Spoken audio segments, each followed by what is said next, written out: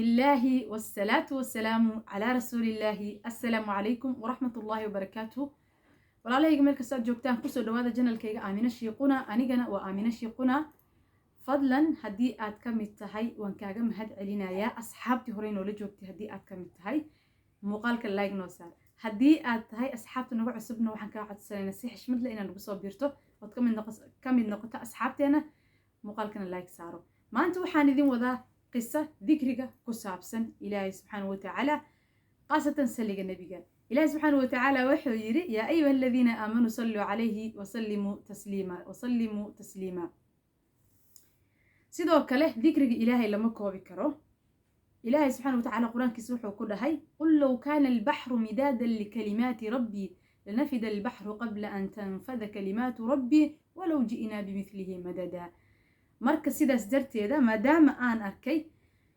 inay igu xiran yihiin asxaab qayrka jecel aad iyo aad ugu faraxsanahay waana wax lagu farxo ilaahayna looga mahad celiyo. maanta walaalayaal ummadii waxay u bateen ummad aan jecelin khayrka. sidaas darteeda anigu waan faraxsanahay oo waxaan arkay inaan ummadda ka nasiib badanahay ma sha Allah. ilaahan ku mahadsan walaalahayga aad iyo aad aan kaga mahad celinaa. waxaan arkay qisadii suuratul baqara in dad badan ay fiirsadeen oo laga helay ma sha Allah. marka sidaas darteed maanta qiso gaabana idin soo duuray saliga nabiga ah. waxaan jeclahay in ilaahayna ka rajaynayaa inay idin anfacdo anigana fi miisaan xasanaati ilaahay subhanahu wa ta'ala isaaro. fadlan dad badan si uga faa'iideystaan muuqaalka si share gareeya. qisadan noo gudgalaya waxaa jiray nin wuxuu ahaa muhandis marka mukeefiyada sameeyo. shaqadii ka xumaatay ninkaas. shaqadii markay ka xumaatay wuxuu gaaray heer uu kirada iska bixin waayo bal ee ilmihiisa wuxuu siiyay oo waayo. maalmaha ka mid ah uu soo baxay wuxuu imaaday masaajidka markuu imaaday marka ninka nin macruuf ah masaajidka imaan jiru ahaa imaamkana waa yaqaanaa. masaajidka markuu imaaday wuxuu yiri imaamkii markuu soo galay wuxuu yiri ninkan wuu fiiri wuxuu maxaa ka qaldan wajiga farxadda lahaa maanta ma lihid waqti salaadna lama joogo fadhigaagana waa fadhi nooc kale ah wajigaagana waa wajigii hor waji aan ahayn ee maxaa ka qaldan. wuxuu u bilaabay ninkii inuu uga sheekay qisadiisa imaamka. wuxuu yiri aniga waxaan ahaa qof noloshiisa iska fiican tahay oo dhaxdhaxaad ah oo ma aragtay iska shaqeysto. shaqadii ay iga xumaatay kirada guriga waan bixin la'ahay bal ee ilmihiya waxay cunaan u heli la'ahay. wuxuu yiri sidaas miya ahaa salaadan markaan dukano kadib qudbaan qabsi aan samaynayaa oo waxaan ka sheekeynayaa adiga arrinkaagii ah ummado kalena wax u taraayo si jamacna waa ka dhigaa. salaadii jamaaca lagu dukaday. salaadii markay dhamaatay sheekhi mikrofoonku qabsaday wuxuu yiri waxaan idin haayaa likulli mahmuum maxaa la nin walbo hammi iyo qammi oo haayo nin walbo deen lagu leeyahay meeshuu doon ha ka fikiro xal ayaan mashaakilkiina maanta u haayaa. ummadii dhageys la taagay sheekha maxaa maanta xalku noo haay. wuxuu yiri xalkan aniga maanta idin haayo waxay tahay الصلاة على النبي رسولك عليه الصلاة والسلام سلقيسا أيان ما أنت إذن هايا صلق النبي عليه الصلاة والسلام حديثة قصو أروري بل أحاديثة قصو أرورتي وولا ليال فضل آدي يادو بذنو لي واتي صحابي أو يري يا رسول الله صلاة ليل أنتو كذا ذكري أيان سمية ذكري جايجا هدان قدر صلقاجا سدح ميلاد ميل هدي أن كدي كورن وذيكو كسليو. wuxuu yiri way fiicantahay fa in zidta ayaa maaragtay hadii aad ziyaadisan way ku khayr badan tahay. wuxuu yiri way hee laba meelood afar meelood laban ka dhigaan fa in zidta fa huwa khayrun lak. wuxuu yiri afar meelood saddexan ka dhigaa sidii kale ugu celiyay. markaas yiri yaa rasuulallah idan waxaan ka dhigayaa dhikrigayga oo dhan salaatuleylka waxaan ka dhigaa saligaaga in adiga kugu saliyo. مركز يجري رسولك عليه الصلاة والسلام وما ينطق عن الهوى إن هو إلا وحي يوحى. وحويري إذن تكفو همك ويغفر ذنبك. ذنبي جاجنا والجوجو دافع همي جاجنا والجوجو أو فينايا أو يعني فيري ما أنت إن لو ذنبي دافو وحو البق ما أنت دعاء قار كذا وحنا جحيرة وذنبي هذا أنقل ذيوا إن لو ذنبي دافو أيام ما عرفت وحو البنوق قيمة بدن همي جين أدوني آخرنا إن ما عرفت إلهينا أوفيو وهذا إن تصبر محو إلهي سمي adduuni aakhiro sameeyey janno iyo naar sameeyey marka waxa adduuni aakhiro hadii ilaahay kuu naxariisto hamigaaga furo dambigaagana ilaahay kuu dhaafo maanta intaas qof muslim ah intaas unbuu u baahan yahay intaas ka badan qof u baahan male istighfaarta iyo dambi dhaafka waa la ogyahay walaalayaal inuu ilaahay subxaanahu wa tacaala cuquubaadka ku qaadayo oo ilaahay noogu naxariisanayo ducooyinkeena ku aqbalayo risqiga noogu furaayo waa la ogyahay marka saliga nabiga wuxuu sababayaa intaas oo dhan allahu akbar ilaahana mahad iskale ku saliya walaalayaal rasuulka calayhi salaatu wassalaam allahuma salli wa sallim wabaarik calaa nabiyina maxamed kadib waxaa dhacday ninkii inuu yiri okay wuxuu qorshaystay inuu maalin kasto 500 oo saliga nabiga uu akhriyo oo wardi ka dhigto dabcan wuxuu yiri bikulli saaca fursad bahada halwan akhrina intaas naqaasiyay muddo yar oo gaaban saliga nabiga arrimaha mucjizada uu leeyahay walaalayaal waxa waaye ma soo daahdo natiijadiisa taas ana arkay anigaas oo idin sheekeynay maanta waa arkay hammi haduu iqabto saliga nabiga uu aqriyo hammigaas iguma daaho alxamdulilaahi rabbil caalamiin waxa way waa laga aqbalaya isla markii waa laga aqbalaa saliga nabiga calayhi salaam bal culimaa waxay dhaheen xataa hada istus u dhaysid aniga ma dhihin culimaan ka maqlay xataa waa laga aqbalaa saliga nabiga waayo digriyada kale iyo hada istus u dhaysina laga aqbalina laga yaabaa laakiin saliga nabiga mujarrad aad ku saliso ilaahayna 10 maraad kugu salina 10 jeer kugu salinaya ilaahay subxaanahu wa tacaala waxa waaye waa fadli oo ummadda nabi maxamed ilaahay uu ku manaystay waa arrinkaasna alxamdulilah ninkii wardii uu samaystay 500 inuu maalintii aqriyo wuxuu yiri fatra asiira wax yar kadib telefoon ay soo wacay telefoonka markuu soo wacay adiga hebel ma tahay ha waxaan rabnaa shirkad ayaan ma aragtay Saudi Arabia ka furanaynaa waxa soo wacday shirkad mukeefiyada imtixaankaas la galaa fadlan ka soo qayb gal hadii aad ku guuleysato waad noo shaqeynaysaa shaqa uga baahnaa shirkadda cusub aan furanayno wuxuu waayaa si ku dhex kartaa ninka intuu iga soo helay wuxuu yiri anigoo ila tahay arrinkaas oo dhan arrin yani faja aan wuxuu yiri imtixaankii aan galay 3 maalmood kadib waa la soo wacay hebel ma tahay ha mudiirkii waa yaa oo shirkadda wuxuu yiri hebel aan ahay imtixaanku waa ku guuleysatay mabruuq calayk diyaaradaas baxayso Sacuudiga aadayso waa in aad raacdaa marka wuxuu yiri arrinkan waxaan u arko in la igu ciyaarayo waa rumaysan waay wuxuu yiri dhageyso ha igu ciyaarin ciyaaro ma baahan anay tahay haysataa aniga intee yaa ku sheeg inaan muhandis ah inaan mukeef sameeyo xagee igu aragtay maxaa aniga iga taqaana markaas yiri maalmaha kamid waxa u tagay nin saaxiibkayga ah marka u tagay wuxuu yiri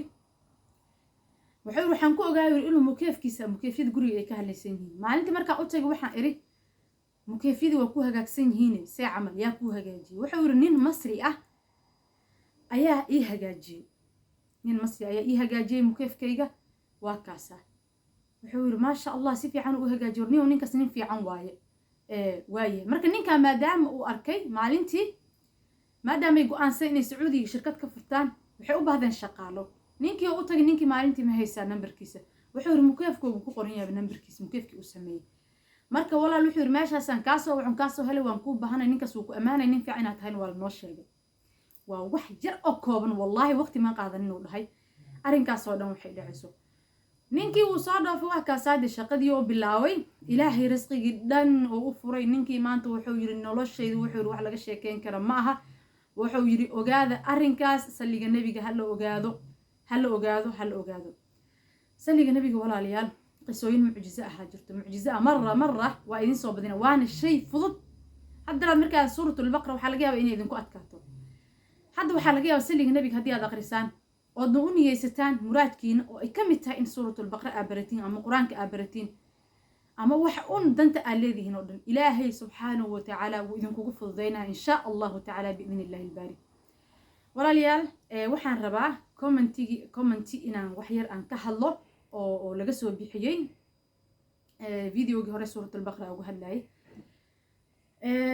gabar ayaa waxay soo qortay waxay tiri Soomaalida waan ka yaabay saqiir iyo kabiir afka haday kala qaadaan saas inaydan jeclahay waxay uga hadlaan waa sixir ay ka sheekeeyaan waxay tiri sixirka dadka waxay tiri hay shakiga asaga sixir ka daran saas inuu waxaan jeclahay inuu iga kala dhuman oo laga yaabaa aniga fikirkaaga waan soo dhaweynaa gabadhaas walaashayda ama gabadh walaashay fikirkeeda waan soo dhaweynaa wax negative ana muu qaadanayo laakiin waxaa rabaa hal arrin inaan baraarujiyo taasoo ah walaal haddii aad aragto qof walaal ah oo ka sheeganaya dhibaato ama ka sheekeynaya dhibaato soo martay horta walaal in aad aaminto qasab ma aha haddii aad aamin weysana qofka inaad dhaawacdo qasab ma aha maxaa yeelay qof dhanee muslim ah ayaa wuxuu kaaga sheekeeyey arrinkiisa ama arrin dhacday waa arrin qiimo badan dayman lama siisto wallaahi alcadiim inuu qofka kugu yiraahdo walaal anigaa waxaasi igu dhaceene saasa uga baxaye adigana isticmaal wadadan raac sidaas uga bax mana arkin Soomaali oo dhan meel ay ku sheeganayso oo dhays aniga waan sixranahay horta kow gabadhaas walaashayda waxaan leeyahay anigoo negative u qaadanayn oo fikradeeda aad u soo dhaweynayo dhibaatada commentigan waan ugu qoray dhibaatada qofka insaanka haday asaga ku dhicin waxa way ma dareemi karo sidaas darteeda haddii adiga aadan dhibka aad tahay qofkii aan la noolaanin ha dhihin maxaa la dhahay ii sheeg sidaas oo kale ha u hadlin waayo qofka walaalkaaga way dhaawacaysaa alxamdulilah hadduu ilaahay kaa badbaadi adiga dhibaatadaas taadi kale sixirka isha balaayadaas oo dhan ma aha waxaan inkiri karno ummadaa waxay ku leeyihiin waxaas lama aamina haddaadan aaminin ogow in aad beenaysay aayada ilaahay maxaa yeelay ilaahay subxaanahu watacaala ayaa ka hadlay sixirka rasuulka calayhi salaatu wasalaam afdalu lkhalqi illaahi xabiibkii ilaahay xabiibkeena la sixray oo waatay suuratu lfalaq iyo suuratu nnaas ilaahay u soo dejiyey sixirkiina ilaahay oga furay waa ogtiin qisadii nebi muuse qof walba waa yaqaanaa iyo fircoon wixii dhex maray iyo saaxiriintii marka horta ha joojiyaan ummadda dhahaayo ma aaminsin iyo il rasuulka calayhi salaatu wasalaam wuxuu yidhi ummadayda inta ugu badan waxay u dhimataa isha waa la ogyahay waxay samayso maanta ummaddeena soomaaliyeed dhibaatooyinka ay la cawanayaan ay la tacbaan yihiin wallaahi alcadiim waxaa waaye waa il iyo jin iyo sixir iyo balaayo waay laakiin lama ogo dhiigkar soo booda wadna xanuun soo booda sokor soo booda iyo mucjizooyin hal mar iska soo dhashto casira la aadaamay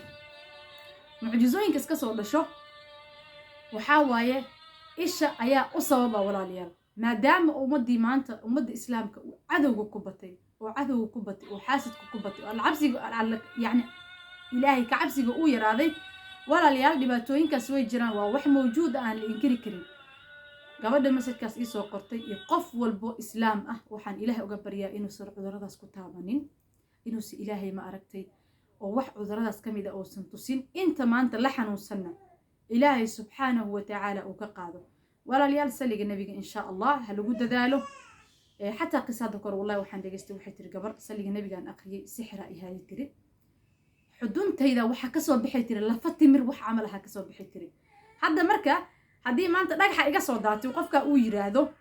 ma aaminayo laakiin daday ku dhacdayaa jirto iyo dad waxaa jirto oo arrinkaas la kulmay culimada dhageyso arrinkaas baaritaan ku sameey dhibaatooyinka يعني dhibaatooyinka xadka uu gaarsiisan yahay sixirka ama isha qofka insaanka waxyaabaha uu ku sameeyo sheekadana meeshan aan kusoo gabagabayna sidoo kale gabar kale aan uga mahad celinaa waxay tiri walaashay waxaa laga yaabaa inuu muruq ku haayo toobinna sameey fikirkaasoo kale perfect xataa wax haddii aadan aaminsanayn qofka si kale wax ugu sheeg oo waxaad tirahdaa amaysaas yihiin waa dhihi kartaa dhammaantiin waa idin mahad celinayaa qofna fikirkiisa xumaan uma qaadanayay laakiin waxaa ku faraxsanahay dad badan oo aad iyo aad u wanaagsan in ay maaragtay igu xiran yihiin wixii fikradaada ah commentiga noogu dhaaf fadlan muuqaalkan like saar barnaamijkan intaasaan kusoo gabagabaynayaa waadna ku mahadsan tihiin wasalaamu calaykum waraxmatullaahi wabarakaatu